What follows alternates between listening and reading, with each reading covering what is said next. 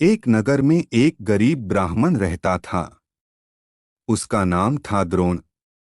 वह भिक्षा मांगकर गुजारा करता था, इसलिए जीवन में कभी कोई सुख उसे नहीं मिला।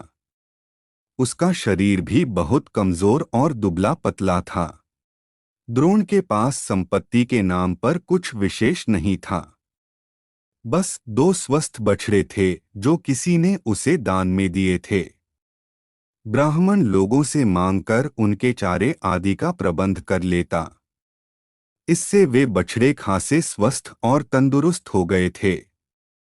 वह उन बछड़ों से बहुत प्रेम करता था, पर एक चोर की उन दो बछड़ों पर बहुत समय से निगाह थी। वह सोचता था, कभी अवसर मिलते ही इन दोनों बछड़ों को चुरा कर ले जाऊंगा। एक रात की बात है, वह चोर बछड़े चुराने के लिए उस ब्राह्मण के घर की ओर चल दिया। रास्ते में उसे एक भयानक शक्ल वाला प्राणी दिखाई दिया, जिसके दांत बड़े बड़े थे तथा आंखें अंगारों की तरह जल रही थीं। चोर के पूछने पर उस भयानक व्यक्ति ने कहा, मैं ब्रह्म राक्षस हूँ। मैं ब्राह्मण को खाने के लिए जा रहा हूँ। फिर तो मैं भी उधर ही जा रहा हूँ। चलो, अच्छा साथ रहेगा। चोर ने कहा, मेरा नाम क्रूरकर्मा है और मैं ब्राह्मण के घर बछड़े चुराने जा रहा हूँ। आखिर दोनों साथ साथ चल दिए और उस ब्राह्मण के घर जाकर छिपकर बैठ गए। वे उसके सोने की प्रतीक्षा कर रहे थे ताकि अपना काम शुरू कर सकें। राक्षस बहुत दिनों से भूखा था, इसलिए उस ब्राह्मण को खाने के लिए उतावला हो रहा था।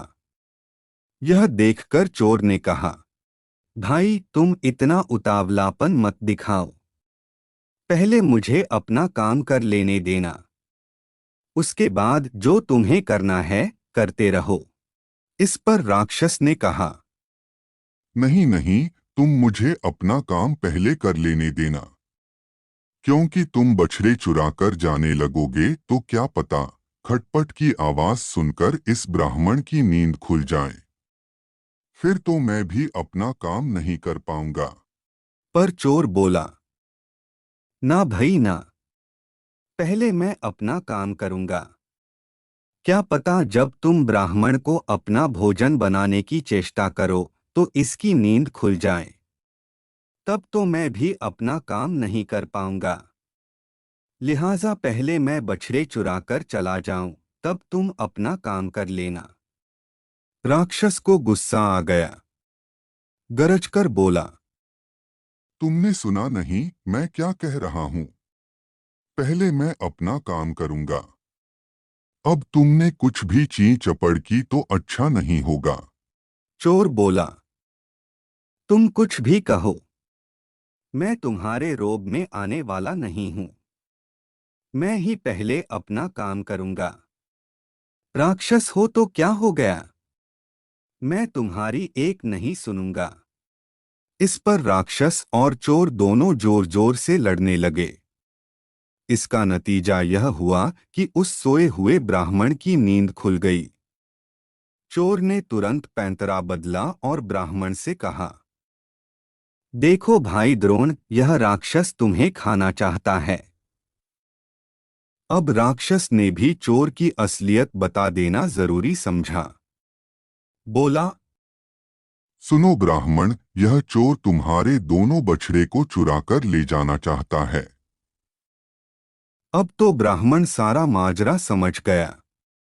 पहले उसने मंत्र पढ़ा तो राक्षस उसी समय डरकर खिड़की की राह से दूर भाग गया। उसके बाद उसने पास रखी हुई लाठी उठाई और उसे खूब जोर से चोर की ओर फेंका। वह भी घबराकर झटपट भाग खड़ा हुआ। राक्षस और चोर दोनों अपने अपने झगड़े और स्वार्थ के चलते आखिर अपने उद्देश्य में असफल हुए। ब्राह्मण ने इसका लाभ उठाया और दोनों से एक साथ मुक्ति पाकर खुशी और आनंद से भर उठा।